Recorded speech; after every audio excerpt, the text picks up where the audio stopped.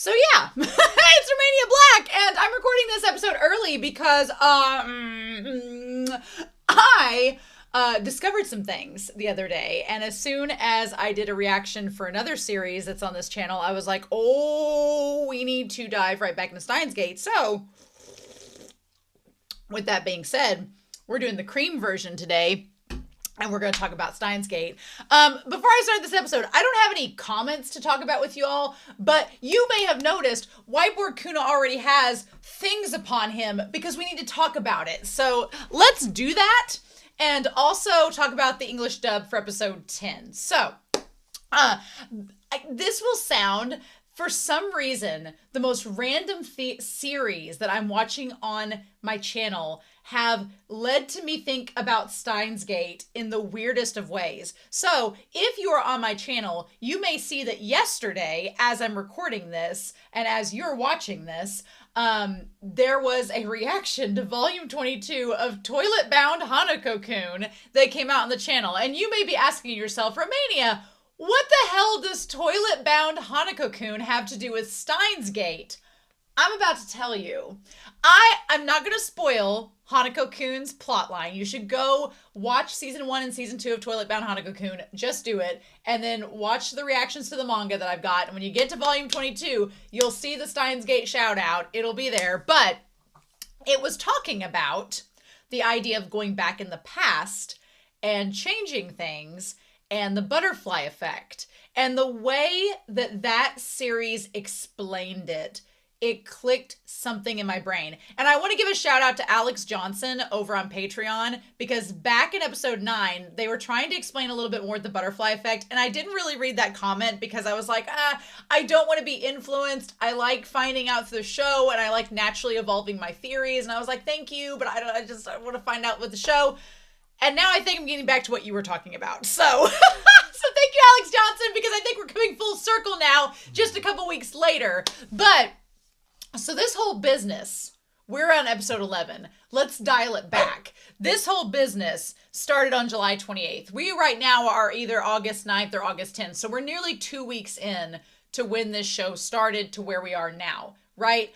I have, since around episode 7, been operating under, for the last 5 episodes, this idea about chaos theory and how chaos theory ascribes world lines. And I think I've been wrong. So that's the point of science, to be proven wrong, right? Right? Go watch Orb on the Movements of the Earth for more on that. It's an amazing series. But I've been under the assumption, and in my theorizing, that Ocarine is this anomaly that has been able to hop between world lines. Whenever there is a change made, he just hops into a new world line where that change has been made to. And the Steins Gate is essentially his gateway to hopping between these world lines, where the world line he enters now is where the change was made that he did back in this world line. Now, the thing that chaos theory talks about, as we've noted, is that those world lines never intersect.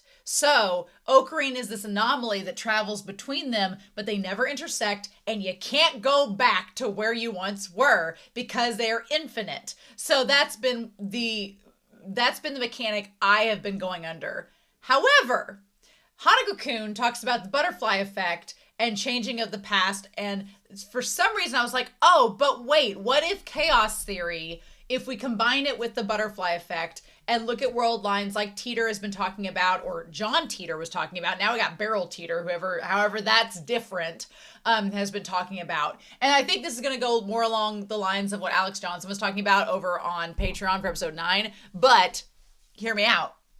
With the butterfly effect, we had this first world line, right?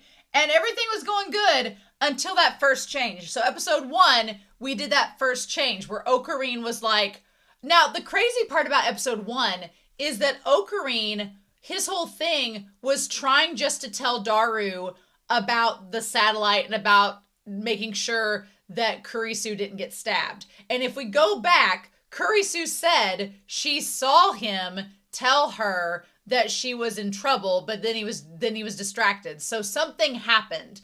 Why Kurisu remembered something that he said and he was distracted and then it changed later on, I don't know. That's a mystery that maybe the show will answer down the road. But the point is, there was a change that was made. It affected the world line. And so then once the change was made on his phone, he basically got bumped into a new world line, but the past, because of his actions, had changed, which is similar to this. But there is a little difference. With the whole butterfly effect variable, it's the idea that as he keeps hopping onto world lines, it's the same world line just branching out. He's not transporting to a new world line that is a result of this. It's the same world line branching out like branches on a tree, like veins in your body. He is transporting to a new world line, but each world line he transfers to, because of his actions, what he has changed in the past, this world line has a whole new past behind it, right? So we've seen that in action. We've seen the fact that we had Ferris change the world line to where that entire Akibara portion of the city was affected. We've seen Ruka literally change biological sex because of what has happened in the past world line. And now we have, it doesn't seem like it's as much with him saving Amane, but I'm like, is him keeping Amane, is him keeping Amane from leaving going to have a big ramification?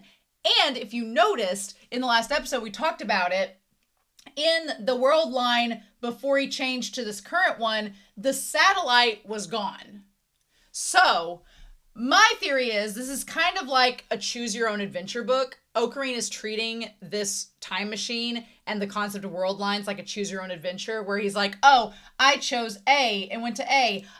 No, actually I didn't like that. So I'm going to go back and choose B and try it this way, or I'll choose C and try it this way. It's not a good analogy necessarily, because if it was a choose your own adventure, you'd be going back to the original timeline and then choosing a different timeline to hop on it.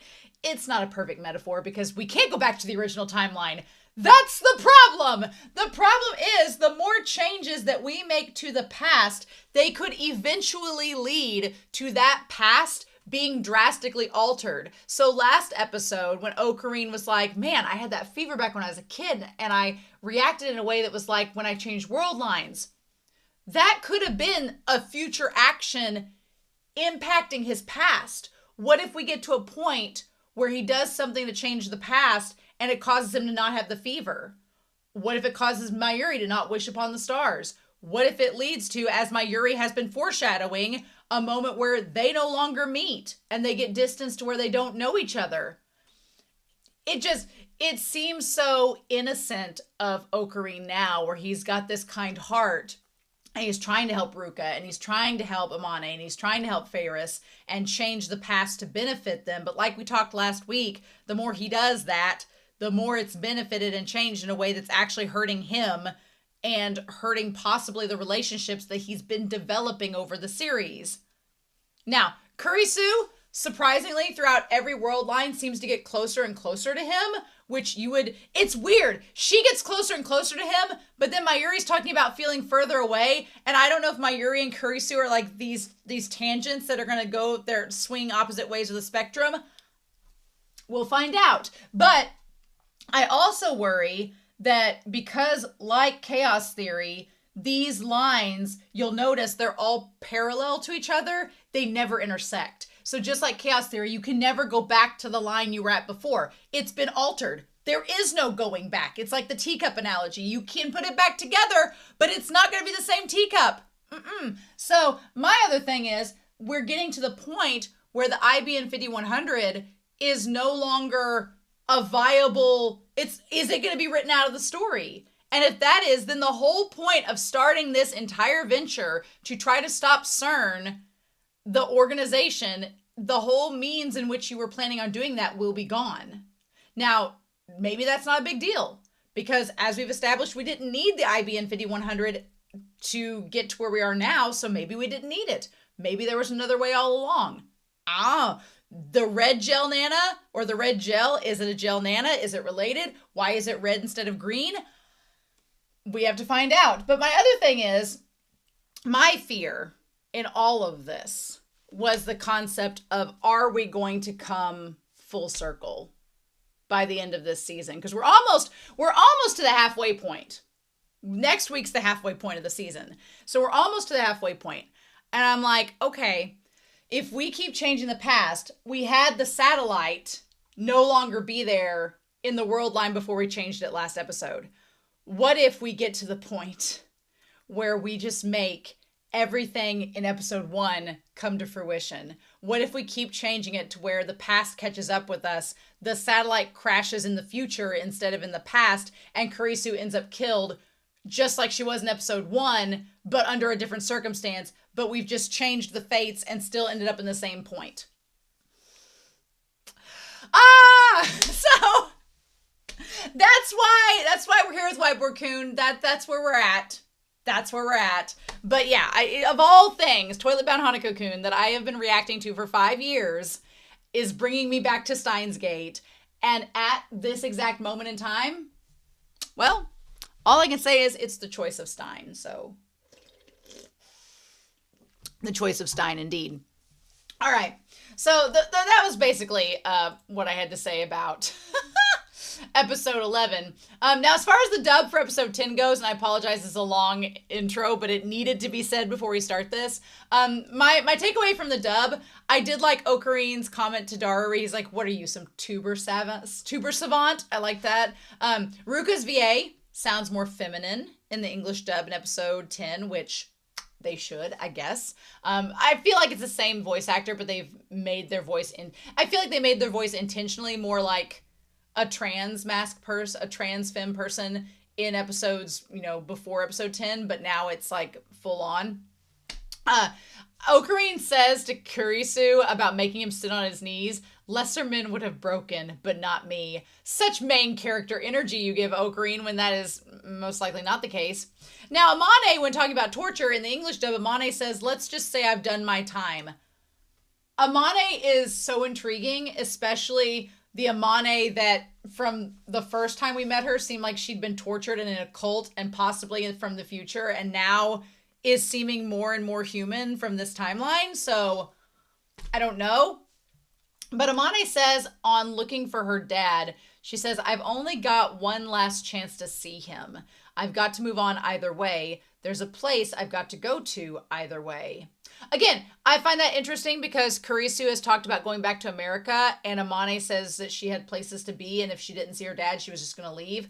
I feel, after rewatching the episode with the dub, that her goodbye to Okarin was less of a ominous, like I'm being kidnapped or something bad has happened, and more of he didn't come after her, so she just assumed that she didn't have friends that were waiting on her or friendships established that would want to keep her there, and so she would just move on and it would be no big thing. Because at the very end of the episode, she tells Okarin that she never had friends that would stick around while she looked for her dad and try to help her.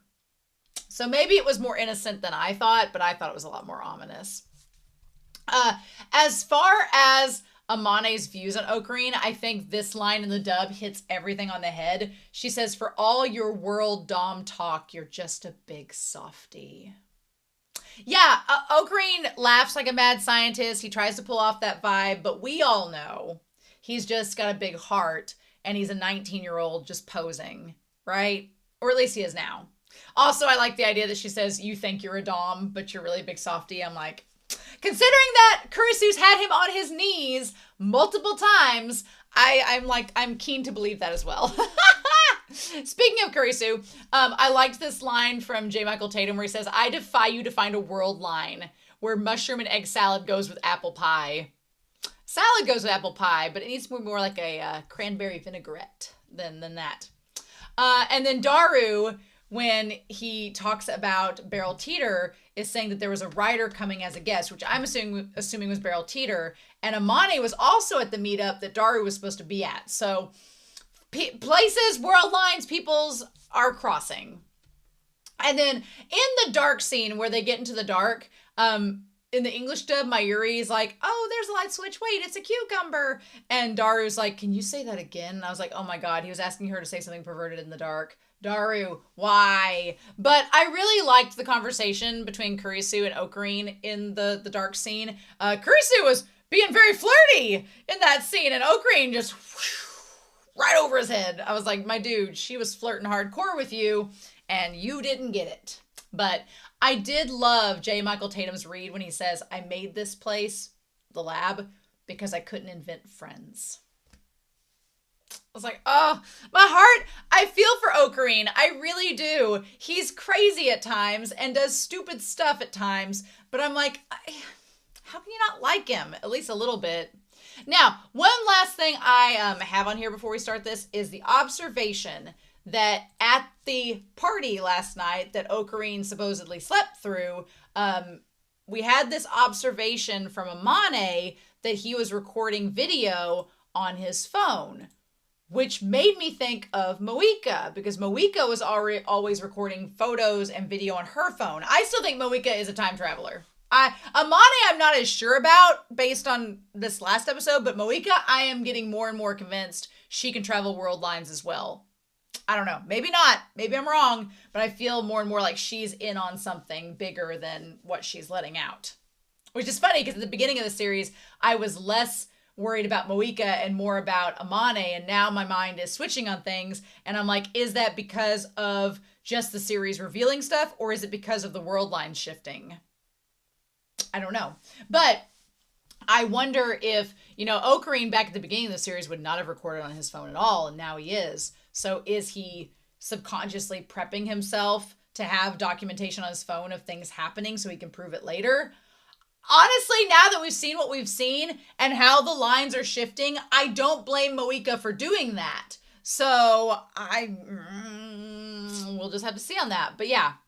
So that's all I got for this intro. I know it was long, but I had to record this early because I was just floored by what we got. So with that being said, we need to dive into episode 11. Okay, so we put Whiteboard Coon back because we'll get to him later. And plus I had to angle my seat and I can't angle it for the reaction. So we are going to get started with episode 11 of Steins Gate. Oh my gosh. And we're going to do that here in 3, 2, 1.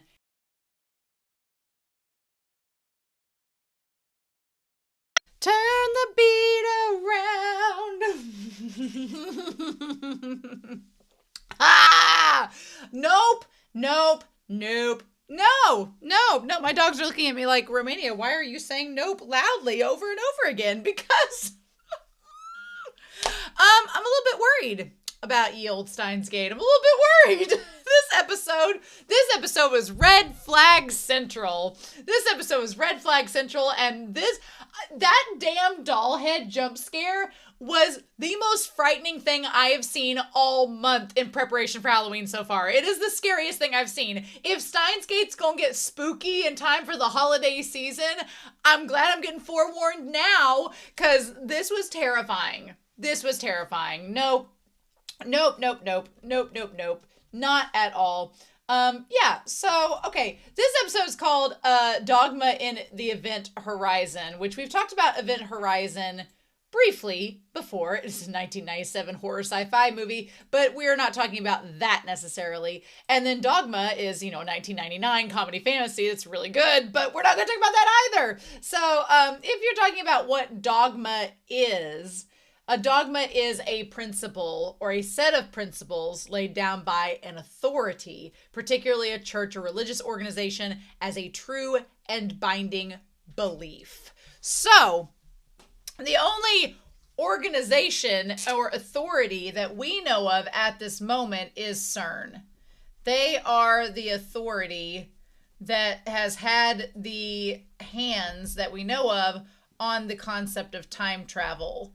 And if we're looking at its specific dogma, it's the idea of the principles in how that works, right? Now, what I find fascinating is at the very beginning of this series, was convinced that Amane was with CERN and working for them, and that Moeka was somehow in this rogue agency. I'm altering my beliefs now that we're on episode 11. I am wondering if Moeka is the one that is involved with CERN. Because what's interesting is the phone number that sends the creepy pictures, right? The phone number that is sending the creepy pictures sends very short, concise text messages that say like 3 words. Like, it's in this episode, it was, "You know too much," and it happened after they talked to Moeka on the street, which would lead you to believe, well, maybe it's someone Moeka has talked to, because their dialogue is the dialogue that Moeka sends in her text messages are completely different than the dialogue of the Pat text that is sent there. However, there's the possibility that Moeka has 2 phones. There's the possibility Moeka has 2 phones. Wouldn't put it past her to have 2. I know people in the real world that have had 2 phones. I could see her having a government phone and her own personal phone. That's a big possibility. And she texts in different styles to throw you off and make you not realize it's one and the same person. That is a possibility. It's also a possibility. So it's either Moeka herself, or it is a party member that is different than Moeka. It could even be Beryl Titer.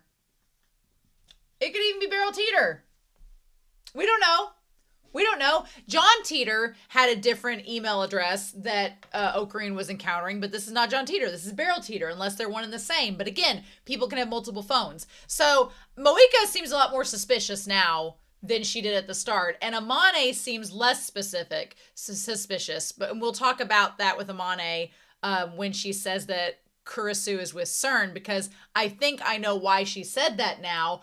That brings up questions all on its own, but we're not there yet. So we need to get through this episode and get to those points chronologically before we talk any more about them.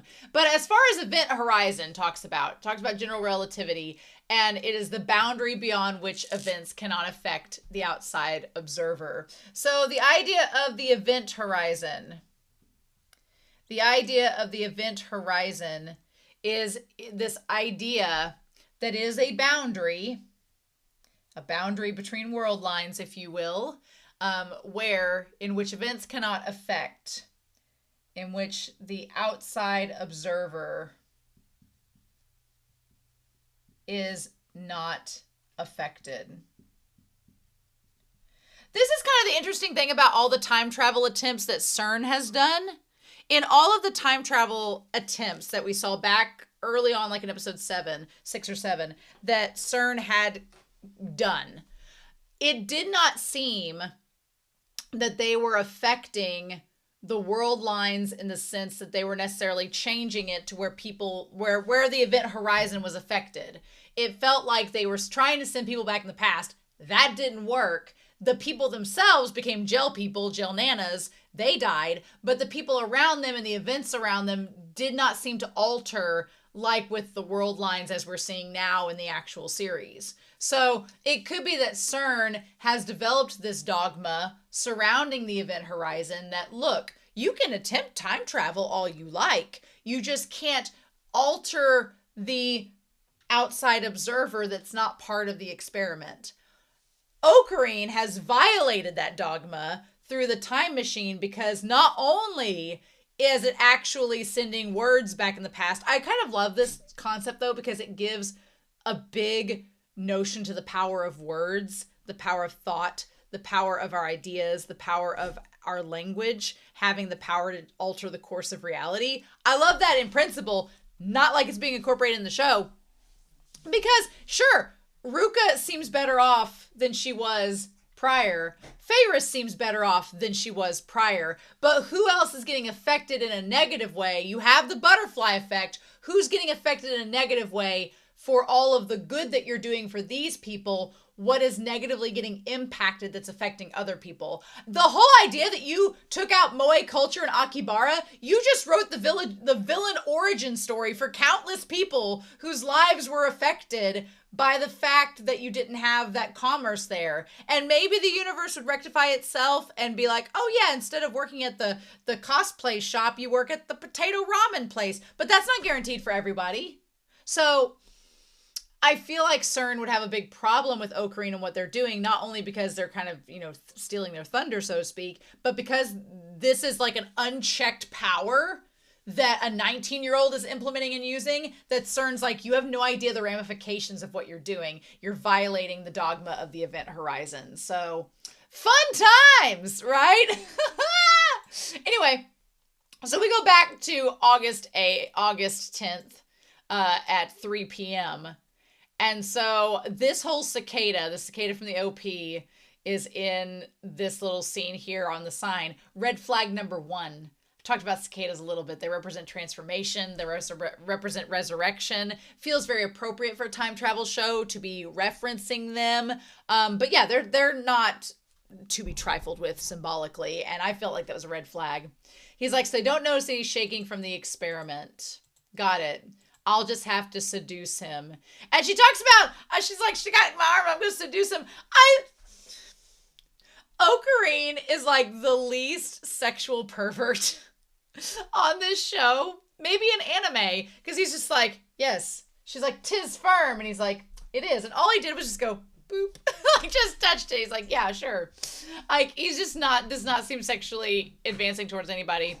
I will say, if I can give Steins Gate one like little minor criticism, if you will, and bear with me. I love this series. I wouldn't be talking for hours on end about it if I didn't, but it very much dates itself in 2011 because, and this, I noticed this in another episode previously and I didn't say anything about it because I was like, maybe it's a one-off thing, but there was an episode prior where Kurisu like bent over, granted, fully clothed, but they did a big old crotch shot on her with her like abnormally large thigh gap and like did the crotch shot on her. And I was like, maybe it's just a one-off thing.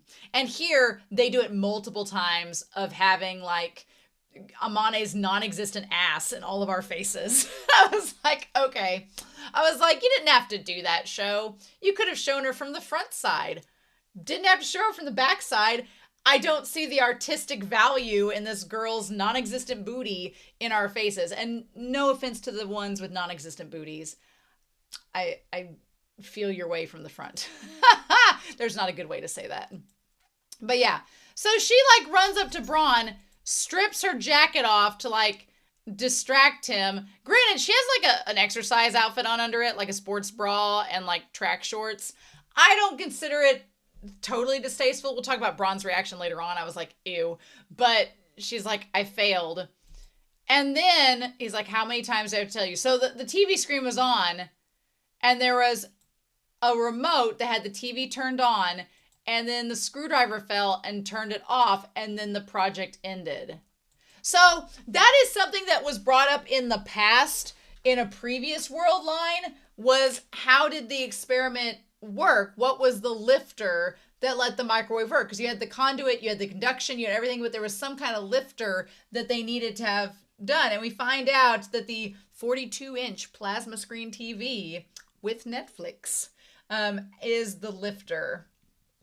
And it has to be on in order for it to work. Or in order for the lifting effect to happen that has caused all the shaking. So that's actually, I kind of like the continuity with that because if you notice back early on, Amane had the TV on watching the satellites. So that all kind of makes sense. That's interesting. But yeah, he's like found a lifter and he's like, really? No way. And then he beats up Ocarine. Which, you know, did Ocarine deserve to be beat up? No. Did he have it coming? Maybe. At least it wasn't beat up hard, you know. So, we were only to send D-mail when the studio was open and the TV was on. I guess that kind of makes more sense because Amane's had the TV on as the part-time worker at night when they've sent D-mail. But the other thing is, this is also a different world line. So, you know, 3 world lines ago, we had the IBM machine. Now we don't. So in this world line, they needed the TV on as well as all these other conditions for it to work. So we're establishing new laws in the world building, which is frustrating if you're keeping track. So he's like, I never thought you would resort to violence. You're the one who wanted to run the experiment.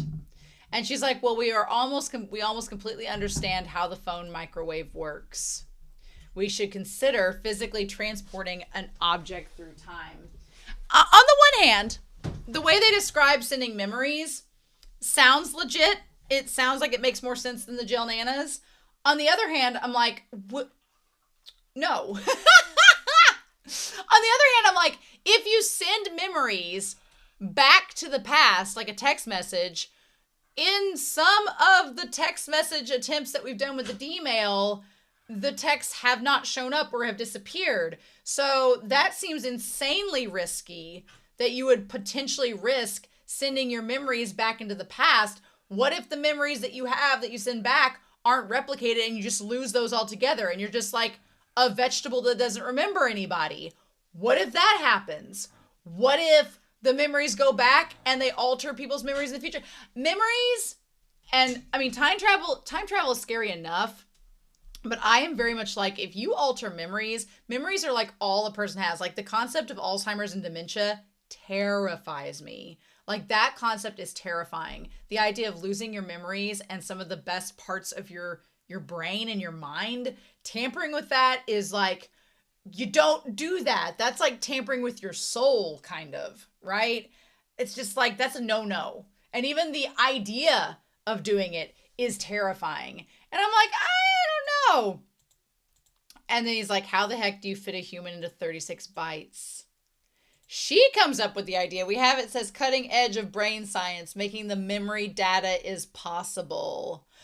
So that goes back to episode 1. Oh my gosh. So making the memory data is possible. Okay.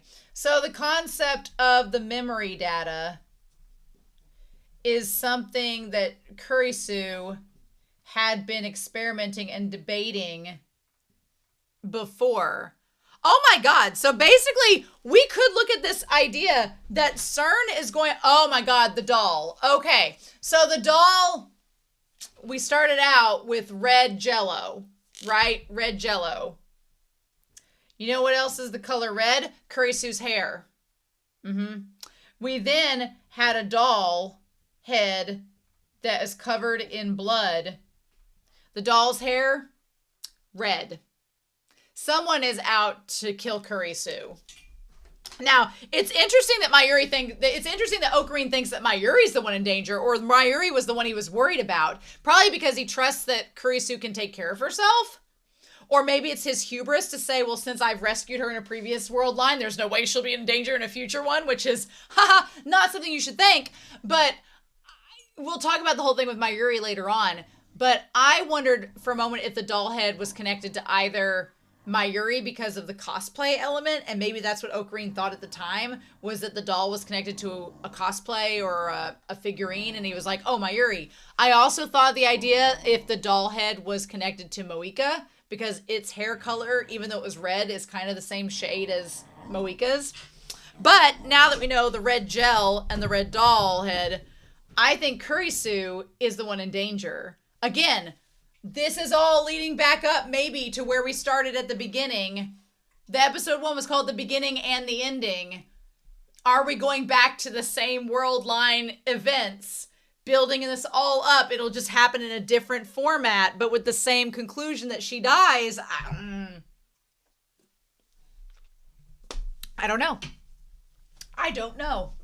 So, and if that happens, and it did go back in the past, would Ocarine try to alter everything leading up to that event? And then we create a time loop. I don't know. We'll find out.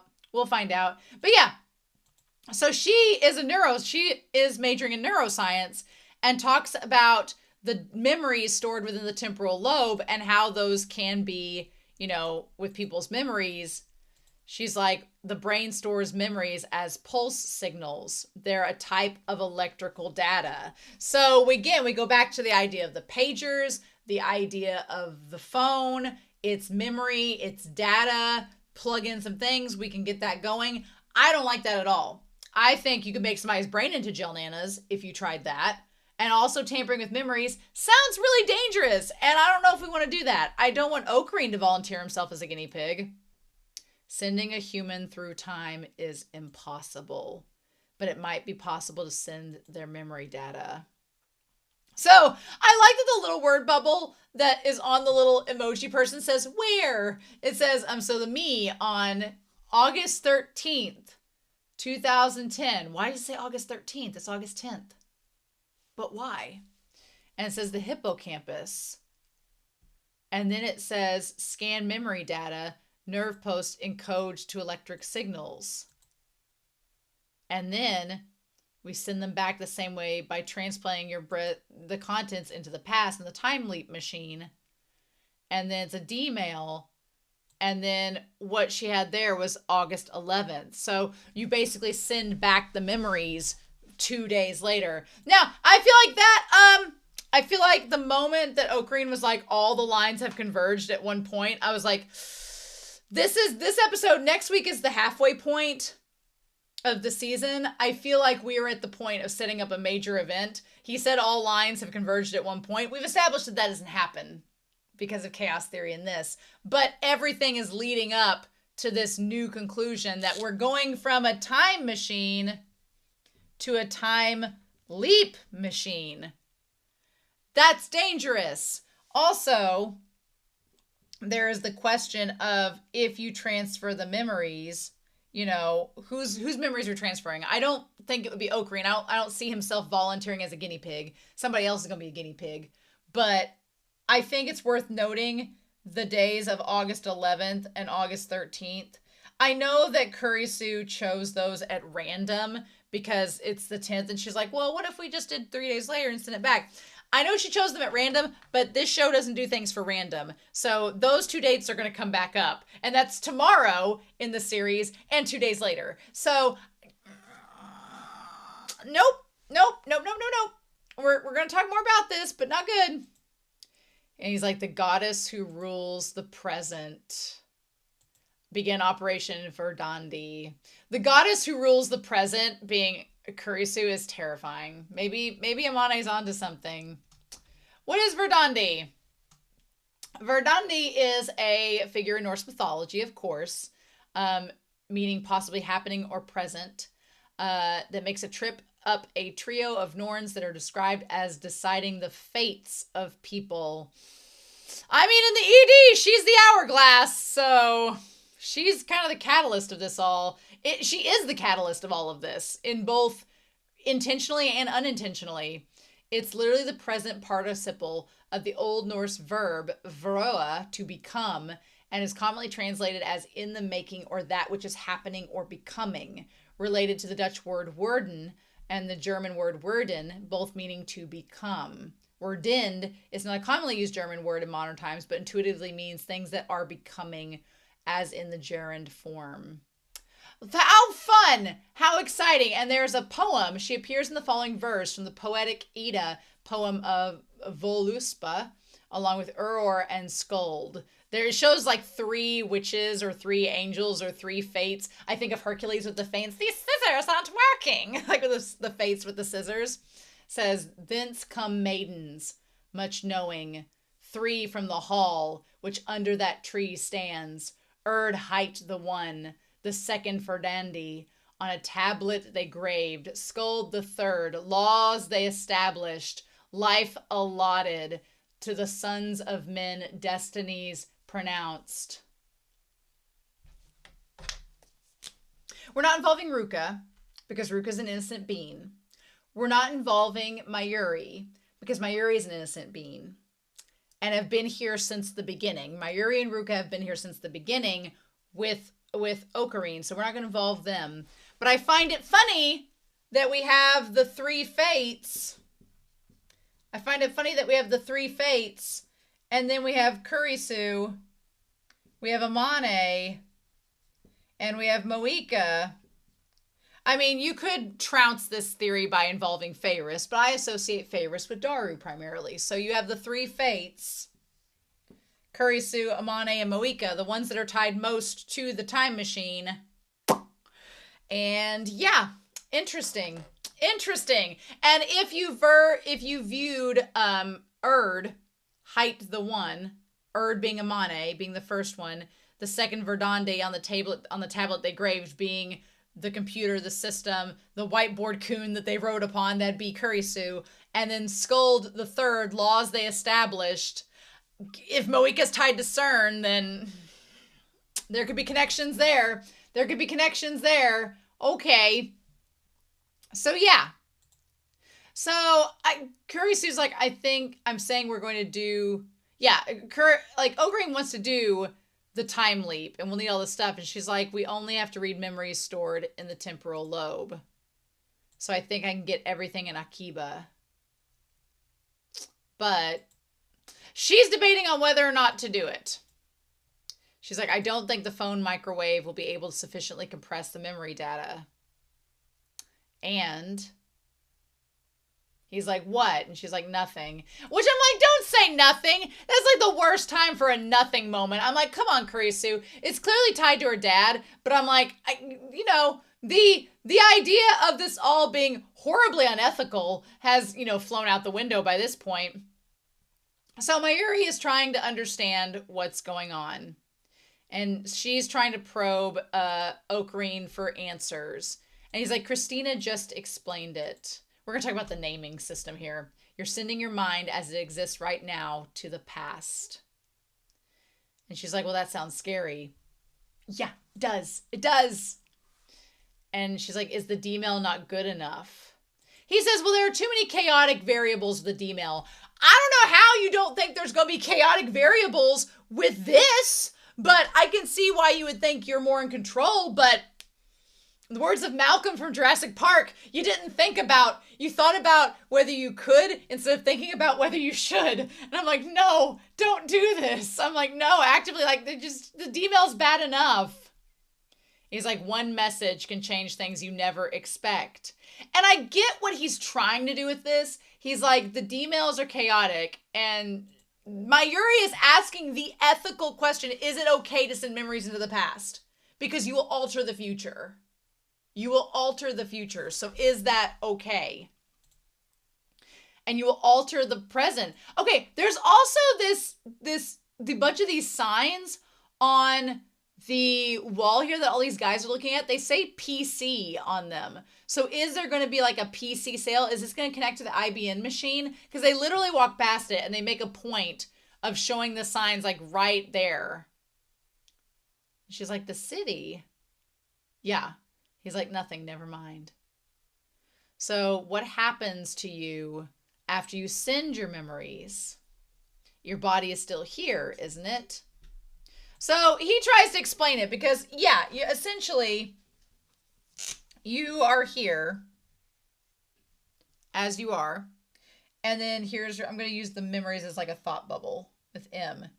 And M is sent back to the person, right? That's there. I am not entirely sure how... I guess I'm not sure how they're going to send the memories back to that person. Because in my mind, you'd have to like have that person strapped to a chair for like 2 days, waiting for the memories to like come back and have the conduit and everything ready. And they're just like hanging out for 2 days there while a future version of themselves is ready to send the memories. I don't know how they're going to be able to send the memories and then the person getting those memories will be in a form that is a receptacle for those memories. That part doesn't make sense to me. It makes sense when you send the text message and the world line changes because that's altering the events, not altering the minds of the person. Even though technically the people and their minds are affected, it's not directly doing that. So I guess my question, and I don't want an answer from you all yet because we're going to find out, is how are they going to make it to where they can send the memories? Like, how is that going to function? Because if you're just sitting there all the time, then you're not nothing's happening that would require you to have the memories to send back, unless the point is just to send back memories. And I want to know how it's going to work out. And he says, well, he's like, Mayuri is talking to Ocarine now, right? And I like that we get this like standstill of traffic as he explains it. I like that the traffic flowing is an indication of how the explanation's going. And then the traffic disappears and it's at a halt. He's like then you're saying Mayuri goes back a week and relives the week, right? What happens if she doesn't talk to Ocarine during this time?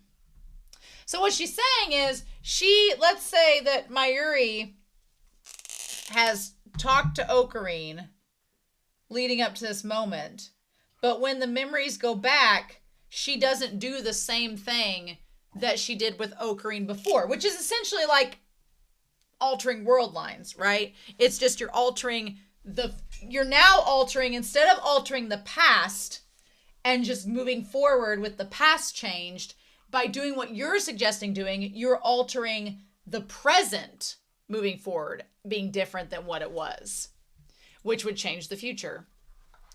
She's like, what if I don't talk to you this time? He's like, I assume you would recall that we spoke, but the fact of having spoken would be erased.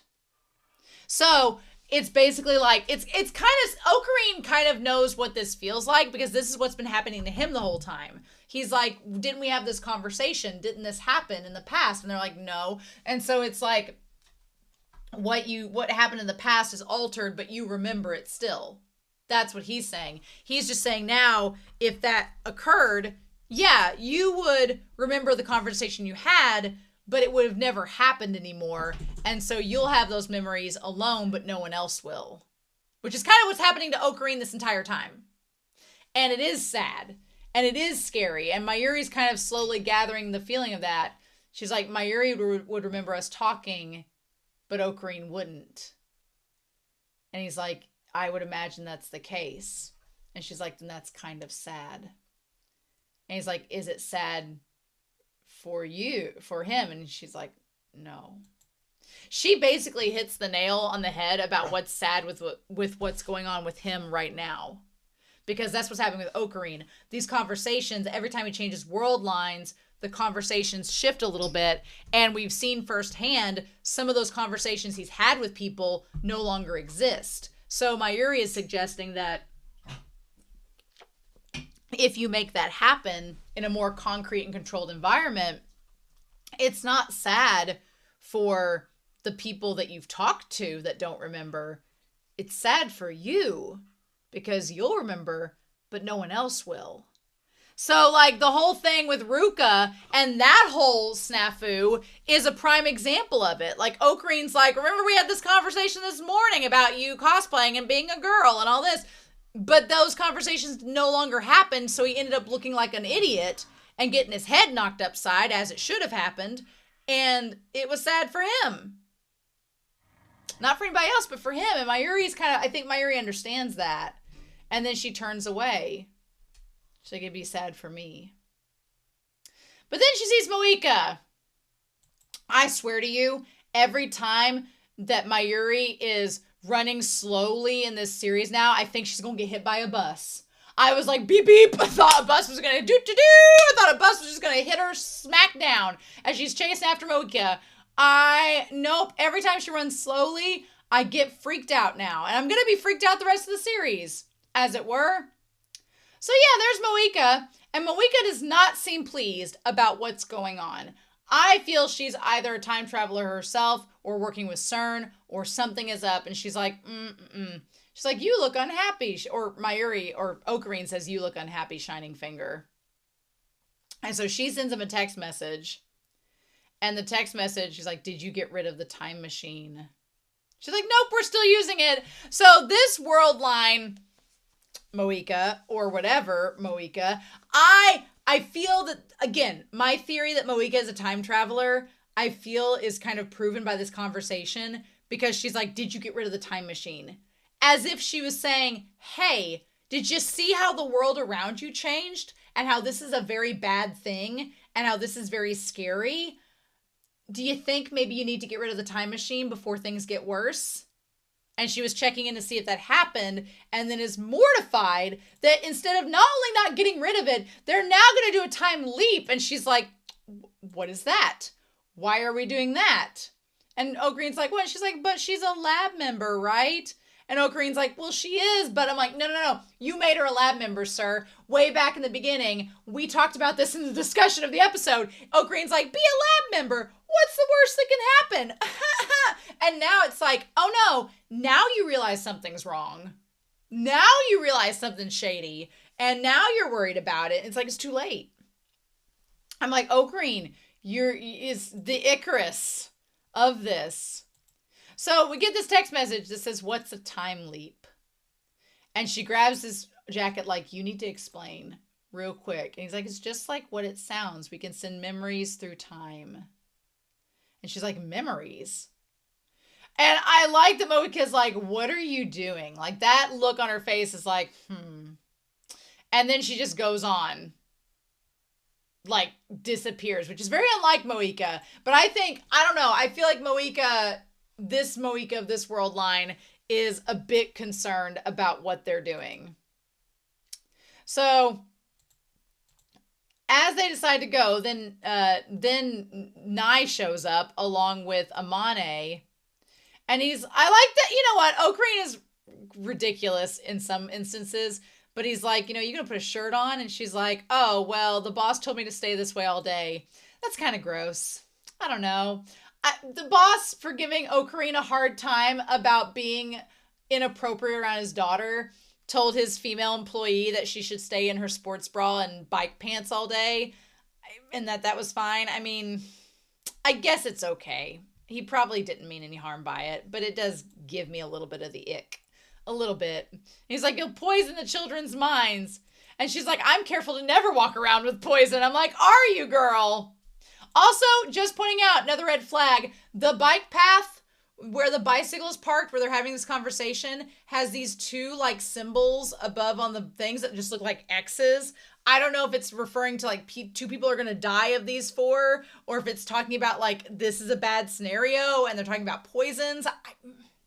Red flags. Red flags throughout the entire damn thing. And so then Nai is sad that Ocarina is, got beat up by Braun. And he's like, well, you're just a well-trained little pet. I like that Mayuri's like, don't call people a pet. I'm like, Ocarina does so well for himself. And then Mayuri has to be like, correct him. He like does 80% well. And then he says some off-color things that were like, you can't say that, Ocarina. And he's like, I like this dialogue where Amane's like, that's, you apologizing to Nai and making her feel good and being a big old softie. That's not the Ocarina that I knew. And Mayuri's like, he's always like this. Which Amane, before the world lines changed, Amane, had called him, you think you're a world dom, but you're actually a big softie. But then the world line changed. So did she remember that conversation? Maybe not. And Mayuri, I feel that Ocarina takes for granted that Mayuri's always known him and knows how he really is. I feel like he takes that for granted. And I feel like this whole talk about memories and people's perceptions and knowledge of you changing, I feel like something's going to happen and it's going to ruin him and Mayuri's relationship. And it's going to be the most heartbreaking thing. But I don't know how. I don't know when. I don't know if. The red flags are out, y'all. The red flags are out. So Mayuri says she's going to get going. And then she says that he's like, well, are you meeting someone? She says, yes, I'm going to give the cosplayer Fubuki-chan her outfit. So Fubuki is mentioned. I don't remember Fubuki. I'm not going to look them up because I know it'll be spoilers. But I don't remember them. It's not Feyris. And he's like, it's almost time for Kamima. What is Kamima? What is Kamima? I don't know what that is. But also it seems like it might be referencing something from Steins Gate. So is it like an anime convention thing? So Kamima is mentioned. We're just going to... Maybe it's a convention. We're just going to stick with that. But yeah, so she says, yeah. They're like, let's just head back. He's like, I need to find the parts that Christina asked me for. And that's when Amane turns around and says, Makase Kurisu works with CERN. And then leaves. I have to tell you this story because that's a bombshell to drop. Here's the thing. Do I think that Makase Kurisu works with CERN? No, I don't. At the time and during this reaction, I was like, oh, but I think what it is, somehow Amane has gotten the information or the connection that CERN has hacked into their database, into their computers. I think that Amane knows this, what they find out at the end of this episode. I think Amane found that out, which would be, I would wonder how, but Amane has gone to time travel, the internet forums, seems like a techie, seems like a mechanic, seems like they know some things tech-wise, so maybe Amane found out this information and just assumed that Kurisu was the connection with CERN. Because I do believe Kurisu, unless Kurisu is the most diabolical liar and we're all getting fleeced so hard, I don't think Kurisu was lying when she said that she wasn't working with CERN. She was like, I don't know what that is. But I think Amane has stumbled across the fact that CERN is hacking into their computers and is connecting it with Kurisu, when in reality it's not Kurisu, it's something else. But I have to tell you all this story. So, because the way that Amane dropped that bomb and just walked away gave me an instant flashback to this. So I was in college, and again, if you watch some of my series, you know that I coach a speech team. I used to do competitive public speaking. My roommate was on the team with me, and they, at the national tournament, didn't make it into the final round with one of their events, which was sad, but it is what it is. Well, my best friend, who was also on the team, found out from one of the coaches, one of the assistant coaches at the time, that the friend that was supposed to break into the round and didn't, or the friend that didn't break into the final round, was actually supposed to, and the tabulation room made an error and kept him out when he should have been there in the finals. And so my friend was like, we can't tell him this, because if he finds out, he'll freak out, because it was like a big deal. And so her and I were like, we're going to take this to the grave. We'll just never tell him. Ignorance is bliss. Don't worry about it. To preface, before I finish this story, the assistant coach and this guy that didn't break into the final round, but should have, did not get along. They did not get along. So we were at an end of the year party, and they got into an argument. And I distinctly remember my best friend and I sitting on the couch. And on one end of the room, my one friend that didn't break into the round that he should have was like just being grumpy and was just like, well, just leave. I don't. And, and I'll never forget, this was like 20 years ago, but the friend, the assistant coach, he got to the doorway. He had a cigarette in a hand, a big fur coat on. He turned around to the friend that didn't break and went, you actually should have been in that final round, but there was a tab error. And he just walked out of the apartment, never to be seen again. Never to be seen again. It was the end of the year. We were graduating. Never saw that man again. And just left us with that bomb. Just plucked that grenade in the middle there and then walked off. We were like, and then it was not fun, because then our friend was like, it just wasn't a good time. But we were just like, we still talk about it to this day. We're just like, you should have broke. And then you should have broken to finals. And then just like walks out. We're like, It was the most diva move. But that entire elaborate story is to talk about the way that Amane walked out of this room, because that is exactly what it was.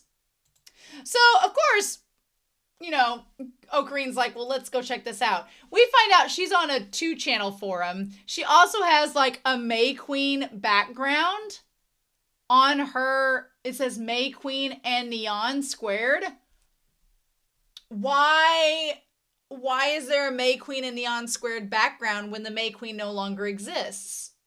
Unless it's something to do with Ferris. I guess maybe it has to do with Daru, but maybe it's Daru's background on his screen. But still, why the May Queen and Neon squared when you're not running the Moe shop? I'm fascinated. But anyway, so she's on there in these forums, and then Okareen just, happens to walk. He's like, all your base belonged to us. And she realizes exactly what he's looking at. She's like, oh, don't stick up on me. It's against the rules. He's like, you were posting on @channel. And so she basically gets outed as a nerd. And she's like, well, no. And he's like, it's fine. She's like, no. He's like, there's no point in hiding it now. She's like, this sucks. And he's like, it's all right. From now on, I officially give you the title of channeler. I also think I want to talk about the nicknames. So something else in this series too is that just like how we're hopping world lines and switching between those, Kurisu's nickname keeps changing, where she was Celeb 17 and now she's Channeler and she's been Christina. Like, they all are alternating nicknames that are getting further and further away from her actual name, which in itself seems kind of scary. In hindsight, at the beginning I was like, oh, what a fun nickname. Now it's like, I don't know about this. He's like, well, you could list it on your resume if they knew a serious academic were posting. It'd probably make a few threads about you. And she's like, why would I care? He's like, would you sage them? And she's like, I hate that I know that reference. Also, good Dr. Pepper reference here. He's like, if you are that casual about being on the Chew channel, you're probably not a CERN spy. Mm-hmm. So that's when she's like, what are you talking about? And he actually says that Amani's like, she said that you were an organization agent. And she's like, who's had a change of heart and now works as my assistant. And she's like, no, I don't think that's it. That's not true either. He's like, well, I feel like Ocarine like took a big breath of fresh air being like, okay, she doesn't work for CERN. Problem solved. And then we find out at the end that there's actually CERN is bugging their system. So she's like, well, I keep asking myself what will happen if we really make it. Bad things. Very bad things. I can answer that question for you, and I'm not a quantum physics person. It seems it's half obvious already. I think it's interesting that Kurisu, she only admits things in the dark, which is interesting. She like confessed a little bit when they were in the dark closet last episode, and whenever her and Ocarine have had these kind of profound talks about her and who she is, it's been like when he's been in the dark and she can't see his face. I find that interesting. She will talk to him and confess, but she doesn't want to see his reaction. And I find that interesting. I don't know if that's going to change or if she just doesn't want to be pitied or she's afraid he'll judge her and doesn't want to see that. I'm curious. But we basically find out she has a bad relationship with her dad. Her dad is a physicist, and she as a kid was inspired by him and started to debate him and learn about him and write like he did. But as she grew older and she kind of became this prodigy that started publishing these papers and getting this clout, it seemed like her dad started to get jealous of her, and they started debating as rivals rather as like father and daughter. And I can kind of understand what she's talking about the whole thing with his pride, where when she was debating, she was proving him wrong. I have to kind of dial it back because sometimes as I've gotten older, my dad, my father doesn't like the concept of aging. And my dad, he's getting to where he forgets things sometimes, or he can't quite think of something in the moment like he used to. And it makes him very frustrated, which is understandable. That sucks. Nobody likes that. But you can tell sometimes if you mention aging or the prospect of aging, it really wounds his pride. And when I was younger, I kind of made fun of that because I was young and stupid. But now that I'm older, I'm like, he really doesn't like that. So I'm not going to do that anymore. Even though there's a joke there, I'm not going to say it because it wounds his pride and then he just gets mad, right? Although, unlike what she says, my dad has never physically abused my mom. So that's great. Apparently, the way that she describes her dad, he began withdrawing from his peers and got violent and says, do you pity me? Why do you look down upon me? If I make a device that enables a time leap, my dad might go insane. Like, it just might be the thing that puts him over the edge. I don't know. Her dad seems very unstable, and also I am concerned about him and her relationship with him, so I don't know where that's going, but she tells Ocarine all this, and Ocarine is a good listener in that he absorbs all that information.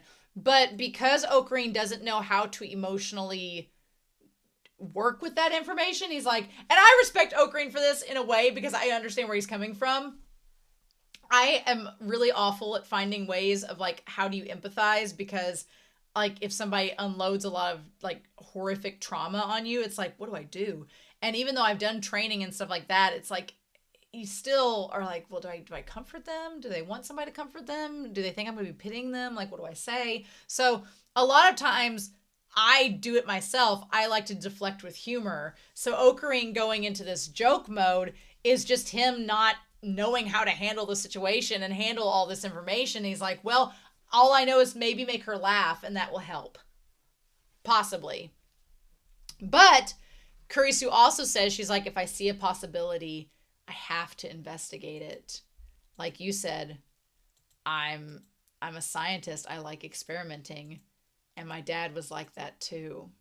So she has this really complicated relationship where she, like Ocarine, likes to experiment. She's all about it. Her dad is not about her doing that at all, but she's like, I'm like him, so it's just kind of part of the course. So it creates this like complicated kind of paradox. And then he's like, well, we're going to begin the operation immediately. The organization stands at our doorsteps, and I am home in Kioma. I have a destiny to change the world. And I'm like, my dude, maybe you should not change the world. Maybe you should not treat yourself as the main character with the destiny. So he's in Aomori. I want to know in Japan, I want to pull up here on this map system and find out how far they are from one another. Is Aomori even in Japan? Aomori is in Japan. It's a prefecture. How far is it from Akihabara?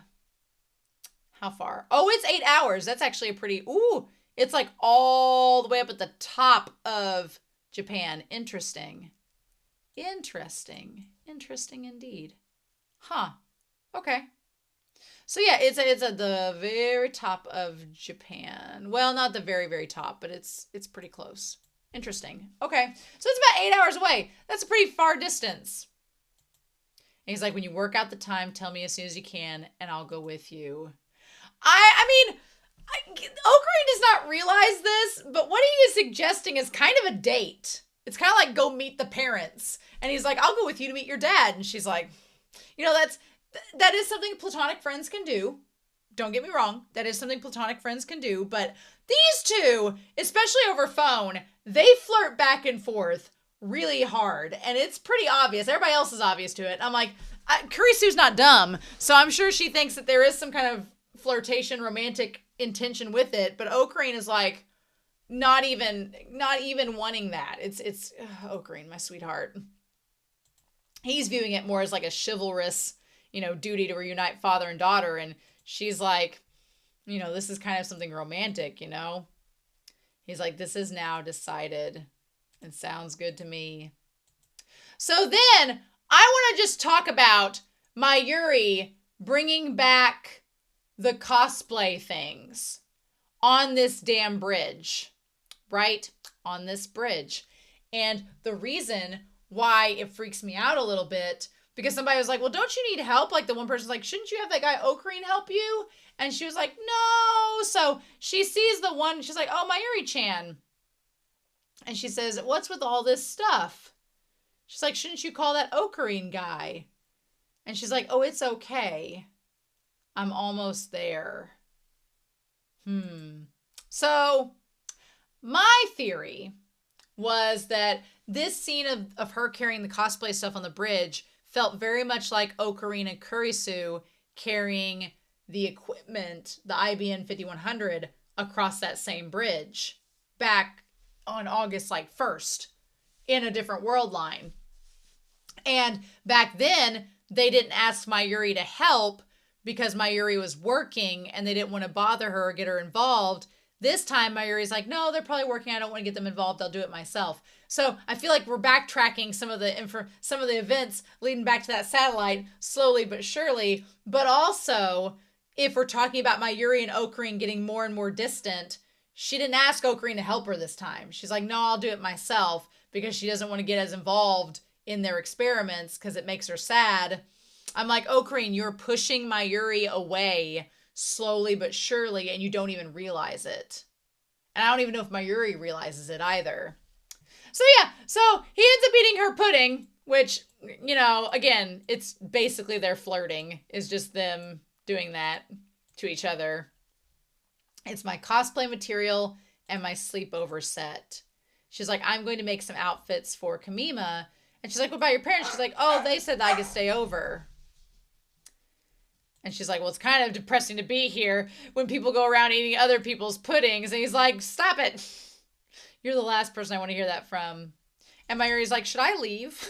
Yeah. It's like, I feel bad because I feel like the closer the closer that Kurisu and Ocarine get, the closer these two mad scientist power couples get, the more Mayuri is fading into the background. And I don't like that. I don't like that at all, because if you remember, back in episode 1, it was the polar opposite. Kurisu was just there, and it was on Mayuri and Ocarine, these two that are childhood friends that have known each other forever, and now it's like... Which, you know, Neon Genesis, Evangelion, you got a redhead that's wedging herself between our main character and another quiet, awkward, naive girl, so... No coincidences there. But yeah, so he goes... She sends him shopping so that they can hang out together. He's like, why is her condition for staying that I go shopping? So they can take a bath while you're not there because they think you're a pervert. And the actions at the end of this episode did not help. He's like, I've been running assistance since yesterday. Christina says, I demand compensation and an apology. I demand 2 puddings as punishment for the one you ate. And we're taking a late bus to Aomori due to finances. So... they're going to wait to go to Aomori because they don't have the money. Keep that in mind. And then she wants more puddings. He's like, what are you happy about? Don't forget your role as a lab member. And so I am glad she's like, I'm not happy, stupid. Yeah. So she really wanted to go, but just couldn't. So I like that little, she wasn't happy about not being able to go with him. Like, that is something she wanted to do. I'm glad, at least compared to the butt shots we got in this episode, that we did not get the nudity from these two. It was that part was tastefully done. It's like, let's get in before Okabe comes back. So as he's checking the phone this time, it's from the Pat HQ.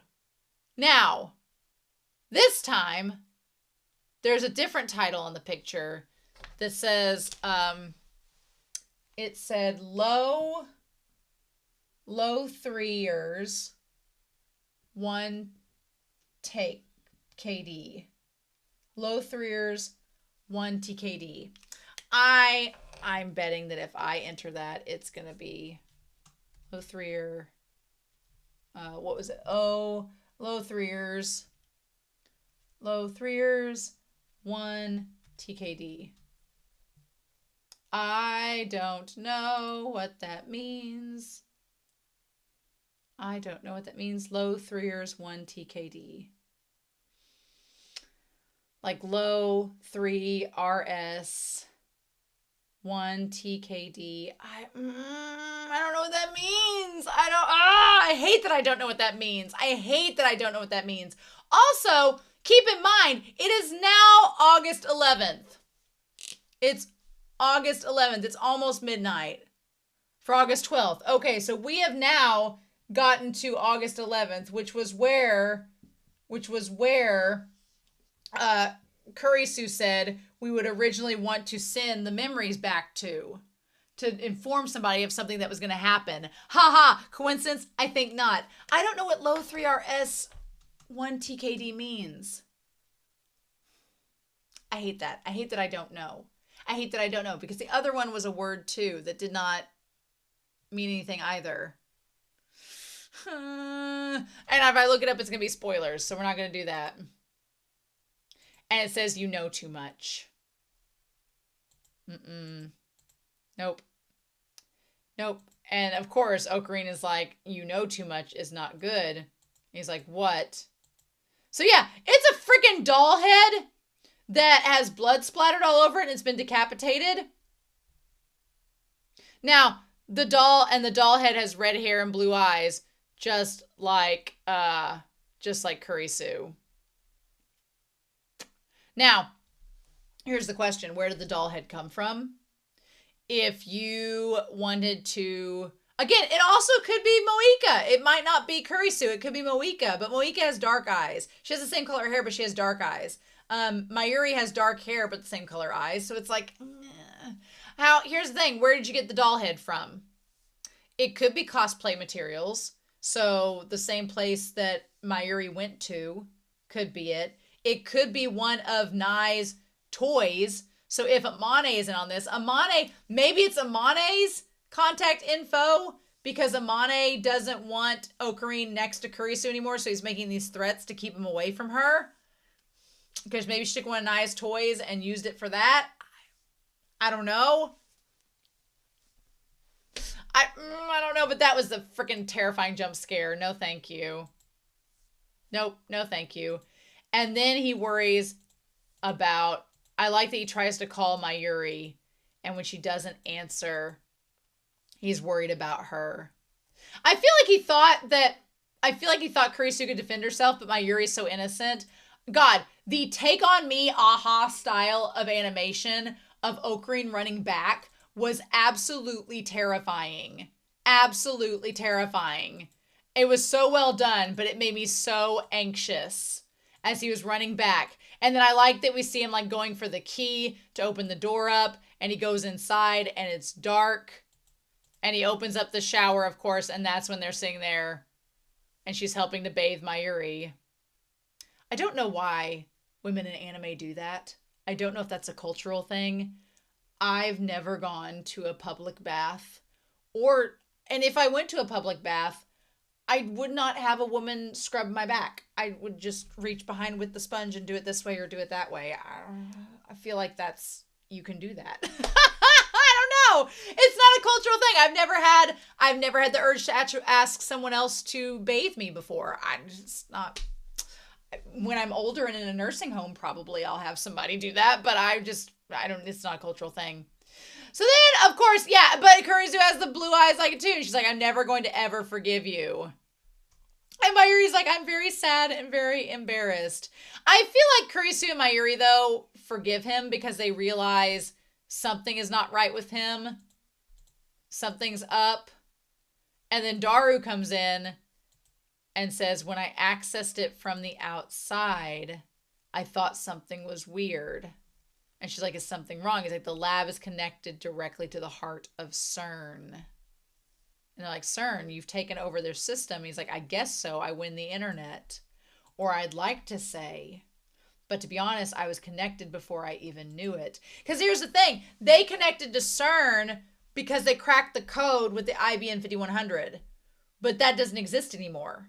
Somebody else has taken the IBM 5100.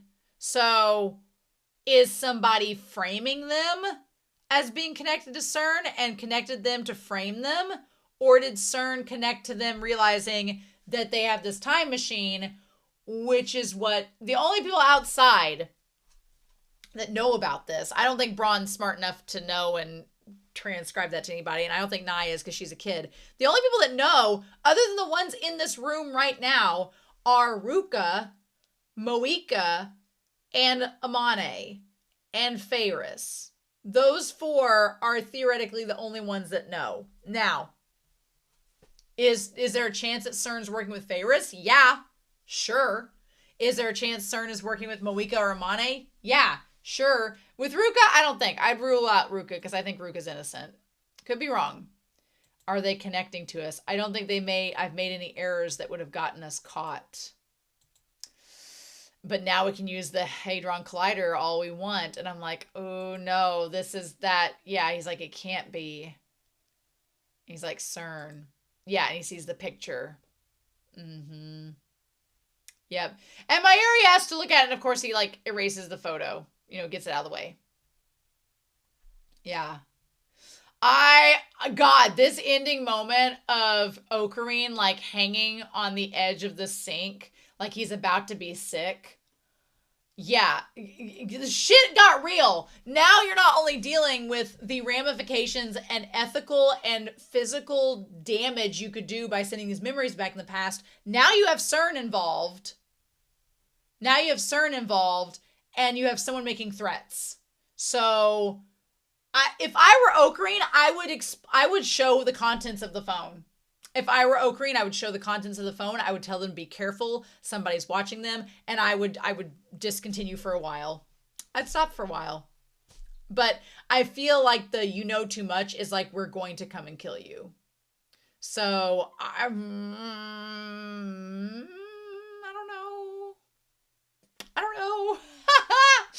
I don't know.